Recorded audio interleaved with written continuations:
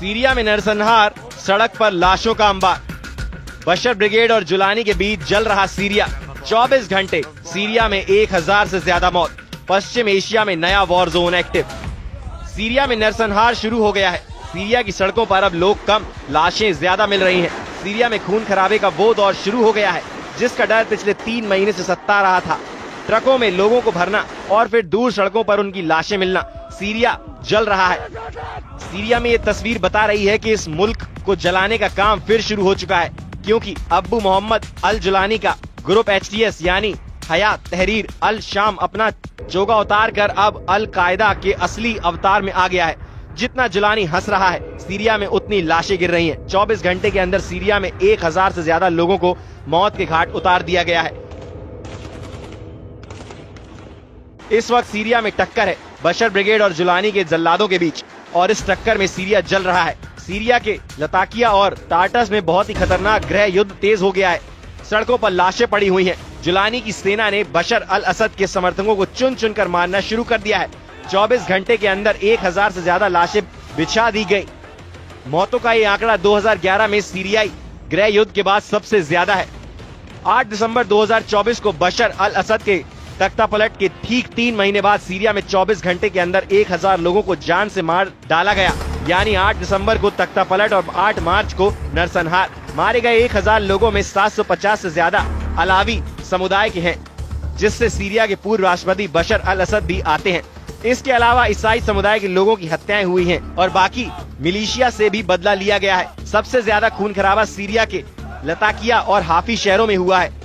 Video ऐसे हैं जो विचलित कर सकते हैं। जुलानी की सेना का भी दबाव है कि बशर अल असद के समर्थकों ने उसके 200 लड़ाकों को मार गिराया है, और उसी के बाद ये खून खराबा शुरू हुआ। अब जुलानी का ऑर्डर है कि वो बशर अल असद के हर उस समर्थक को खत्म करेगा जो उससे टक्कर लेना चाहता है। जुलानी ने सड़कों पर टैंक भी उतार दिए हैं। ये लताकिया सामरिक रूप से काफी अहम है। भूमध्य सागर के किनारे ये शहर में बशर अल असद का सबसे मजबूत गढ़ माना गया है, लेकिन अब यहाँ जुलानी की हुकूमत है और उसे ही टक्कर देने की कोशिश की गई है। सीरिया में पिछले 24 घंटे में क्या हुआ और अगले 24 घंटे में क्या होने जा रहा है, डर और आशंका के बीच पूरा अरब वर्ल्ड दहला हुआ है। जो बगावत जुलानी ने की, अब वैसी ही बगावत के खतरे को देखकर जुलानी का खौफ बुलंदी पर पहुंच गया है। जुलानी को डर है कि सीरिया पर उसके कब्जे को चुनौती देने वालों को अभी नहीं निपटाया गया तो नरसंहार की बुनियाद पर खड़ी की गई उसकी सत्ता डोलने लगेगी। सवाल है कि क्या बशर ब्रिगेड और जुलानी के जल्लादों के बीच जो लड़ाई शुरू हुई है उसका कंट्रोल रूस में है, क्या उसका कंट्रोल ईरान में है, तुर्की में है, या इजराइल के साथ अमेरिका अब सीरिया को कंट्रोल कर रहा है। पश्चिमी सीरिया में समुद्र से लगे इलाकों और शहरों में अलावी मुस्लिमों की आबादी ज्यादा है। यही बशर अल असद का सबसे मजबूत गढ़ भी माना जाता है। यहीं से जुलानी को सबसे बड़ी बगावत का खतरा भी था और उसका डर सही साबित हुआ है। सीरिया में इस वक्त जुलानी का कंट्रोल है और वो बड़ा बदला लेना चाहता है। 24 घंटे में 1000 लोगों को मौत के घाट उतार दिया गया है, जिसे 2025 का सबसे बड़ा नरसंहार कहा जा रहा है।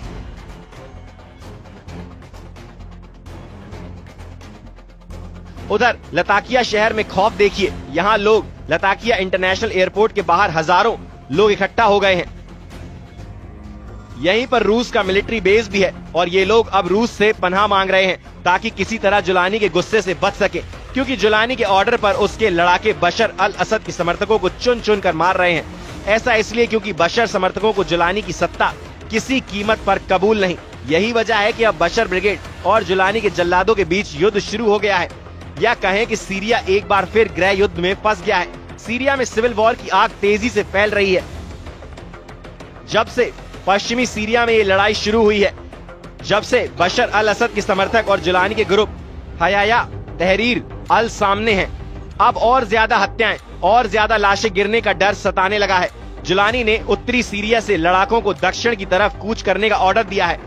जिस देश पर जुलानी ने इस लड़ाका ब्रिगेड की मदद से कब्जा किया, अब वो इन्हीं के जरिए अपना कब्जा बनाए रखने की लड़ाई तेज कर रहा है। जुलानी के एक इशारे पर जान देने और जान लेने वाले ये लड़ाके HTS ग्रुप यानी हयात तहरीर अल शाम ग्रुप के हैं, जो सीरिया में पहले अल कायदा के नाम से जाना जाता था। जुलानी ने अब सीरिया पर कब्जा किया, उसके बाद HTS को पश्चिमी और अरब देशों ने एक तरह से मान्यता भी दे दी है।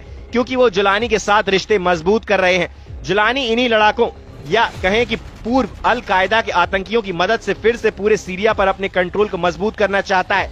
इनके पास हथियारों के नाम पर ये छोटा ट्रक और एसयूवी कार है और इनमें ऐसी गाड़ियां भी हैं जिन पर एंटी एयरक्राफ्ट गन भी लगी है। ये इदलिब है और यहाँ के रहने वाले कई HTS लड़ाके बशर अल असद के समर्थकों के हाथ मारे गए हैं। ये जुलानी का इलाका है और यहाँ बशर ब्रिगेड के खिलाफ गुस्सा बहुत ज्यादा है। यानी जिस गृह युद्ध से सीरिया पिछले 3 महीनों से बचा हुआ था वो अब सामने नजर आ रहा है। एक तरह से पश्चिम एरिया में नया वॉर जोन एक्टिवेट हो गया है। बशर अल असद और जुलानी के लड़ाके एक दूसरे के खिलाफ युद्ध शुरू कर चुके हैं। सीरिया इस वक्त वो वॉर जोन बना हुआ है जहां कई देशों की इंटेलिजेंस एजेंसियां और खुफिया लड़ाके एक्टिव हैं। ईरान से लेकर इजराइल और तुर्की से लेकर सऊदी अरब तक अब सब सीरिया को कंट्रोल करना चाहते हैं। जनवरी में ही सीरिया के अंदर इजराइल के खिलाफ गुस्सा देखा गया जब यहाँ की सड़कों पर इजराइल के खिलाफ नारेबाजी हुई। नेतन्याहू को धमकी दी गई कि वो दक्षिण सीरिया की जमीन से हट जाएं, नहीं तो इजराइल को सबक सिखाया जाएगा। देखा जाए तो हालत बहुत ज्यादा खराब हो चुके हैं। इस वक्त सीरिया में 3 जंगों की बुनियाद रखी जा रही है। पहला है ग्रेटर इजराइल जो नेतन्याहू बनाना चाहते हैं। दूसरा है ऑटोमन साम्राज्य जो एर्दोगान का ख्वाब है।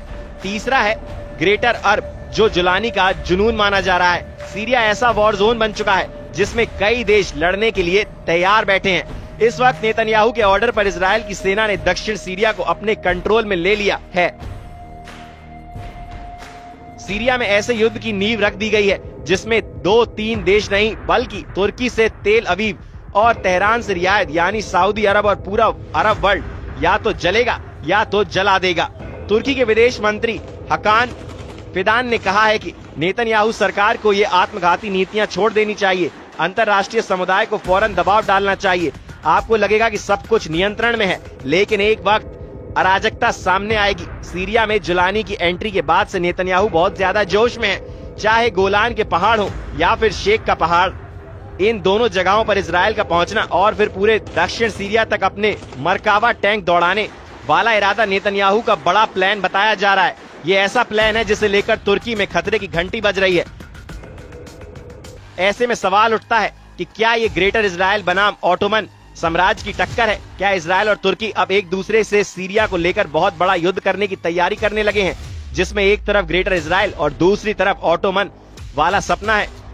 सीरिया कैसे ग्रेटर इजराइल वाले प्लान का हिस्सा बन सकता है? इसका खतरा तब जताया गया जब दिसंबर के महीने में नेतन्याहू का एक वीडियो आया। हेलीकॉप्टर से उतरने के बाद नेतन्याहू उस पहाड़ पर पहुंचते हैं जिसको कहा जाता है जबल अल शेख यानी शेख का पहाड़। सीरिया की ऊंची चोटी को इजराइल माउंट हेरमन कहा जाता है। सीरिया में शेख का पहाड़ सीरिया और लेबनान के बीच में 150 किलोमीटर पर्वत श्रृंखला का हिस्सा है। इसका बड़ा हिस्सा सीरिया में है और इसकी सबसे ऊंची चोटी को ही शेख का पहाड़ कहा जाता है। इसकी ऊंचाई 2814 मीटर है। ये पर्वत श्रृंखला दक्षिण में सीरिया की गोलान की पहाड़ियों से मिलती है जहाँ इस वक्त बड़े हिस्से पर इजराइल ने कब्जा किया हुआ है। नेतन्याहू की इन तस्वीरों को देखकर सबसे पहले ईरान का गुस्सा भड़का था और अब तुर्की के साथ साथ जुलानी का सिस्टम भी बेचैन हो गया है। वहीं एर्दोगान की बड़ी ख्वाहिश है कि अखंड तुर्की बनाया जाए, सीरिया के उन इलाकों पर कब्जा किया जाए जो ऑटोमन साम्राज्य के दौरान उसकी जद में रहे हैं। इसमें सीरिया के इदलिब, अलेप्पो, दमिश्क और रक्का जैसे शहर हैं जिन पर एर्दोगान की नजरें गड़ी हुई हैं। ये चारों शहर इस वक्त एर्दोगान के एजेंडे में हैं और लगता है कि सीरिया के इन शहरों के लिए तुर्की अब इजराइल के खिलाफ फिलिस्तीन वाला मोर्चा भी बंद करने के लिए तैयार है। हालांकि सबकी नजर सीरिया में बशर अल असद की सरकार को रौंदने वाले अब्बू जुलानी पर है। जुलानी पूरे अरब वर्ल्ड का दौरा कर रहा है। वो तुर्की जाकर एर्दोगान से भी मिल चुका है। उधर सीरिया अंतरिम राष्ट्रीय अल जुलानी ने कहा है कि वो क्षेत्रीय सुरक्षा के लिए तुर्की के साथ मिलकर काम कर रहे हैं। उन्होंने पूर्वोत्तर सीरिया में खतरे पर बात की है। वो चाहते हैं कि दक्षिण सीरिया से इजराइल हटे, इसके लिए अंतर्राष्ट्रीय दबाव हो और 1974 का समझौता लागू हो। बता दें कि 15 साल पहले 2011 में सीरिया में गृह युद्ध शुरू हुआ था। तभी बगदादी का आतंक संगठन ISIS ने भी सीरिया पर कब्जा करना शुरू किया। बगदादी के साथ जुलानी भी उसका कमांडर बना और फिर वो अल कायदा में शामिल हो गया। 2016 में जब सीरिया का गृह युद्ध थमा तब से जुलानी अपने संगठन HTS को मजबूत करने में लग गया। उसने अपने संगठन में अरब देशों से ही नहीं बल्कि तुर्की, चीन और मध्य एशिया से भी आतंकियों को शामिल किया।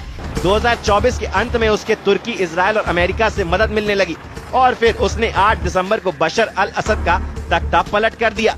नेतन्याहू भी कह चुके हैं कि सीरिया में असद सरकार को हटाना इजराइल का मास्टर स्ट्रोक है।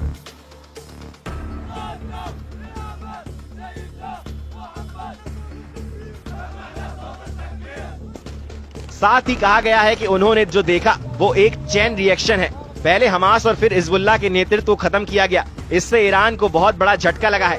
यहीं ट्रंप ने भी कहा कि जो कुछ हुआ है उसके पीछे इजराइल की कामयाबी है। सवाल उठ रहे हैं कि क्या जुलानी का विद्रोह नेतन्याहू के इशारे पर किया गया है, क्योंकि हिजबुल्लाह और इजराइल के बीच सीज फायर के बाद जुलानी का एक्टिव होना इशारा करता है कि सीरिया में सब कुछ बहुत प्लानिंग से किया गया है।